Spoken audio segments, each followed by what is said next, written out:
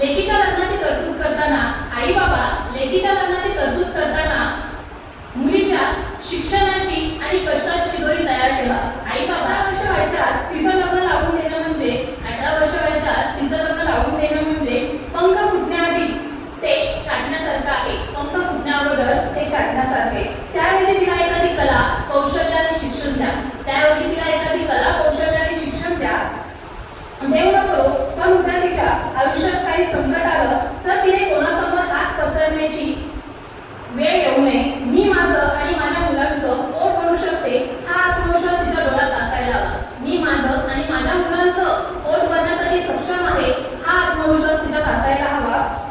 म्हणून तिला हुंडा नको तर स्वावलंबनाचं बळ द्या. तर त्या मुलीला हुंडा नको तर स्वावलंबनाचं बळ द्या, जेणेकरून ती स्वतःच्या पायावर उभी राहील. त्यानंतर दुसरा मुद्दा माझ्या प्रिय महिला प्रशिक्षणार्थ्यांसाठी, याच्यामध्ये शिक्षण म्हणजे फक्त डिग्री किंवा कागदाचा तुकडा नाही. मैत्रिणींनो, शिक्षण म्हणजे ही डिग्री किंवा कागदाचा तुकडा नाही. शिक्षण म्हणजे तुमची ओळख आहे. तर शिक्षण म्हणजे तुमची ओळख आहे. लग्नानंतर तुम्ही कोणाची तरी पत्नी व्हाल, कोणाची तरी सून व्हाल, पण त्याआधी तुमचं स्वतःचं स्वतंत्र अस्तित्व असू द्या. पण त्याआधी तुमचं स्वतःचं एक स्वतंत्र अस्तित्व होऊ द्या, की एखाद्या ठिकाणी गेल्यानंतर तुम्हाला कोणाची पत्नी किंवा सून म्हणून ओळखण्याअगोदर तुम्हाला तुमच्या नावाने किंवा तुमच्या ओळखीने ओळखलं जाईल. अभ्यास करा पण फक्त परीक्षेत पास होण्यासाठी नाही.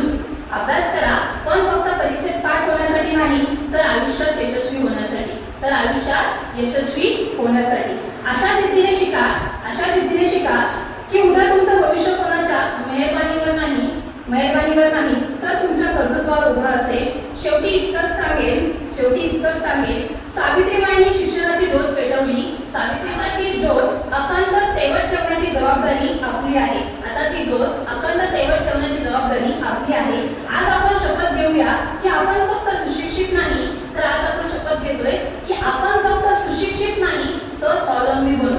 काय सुशिक्षित नाही तर आवाज येत नाही मला.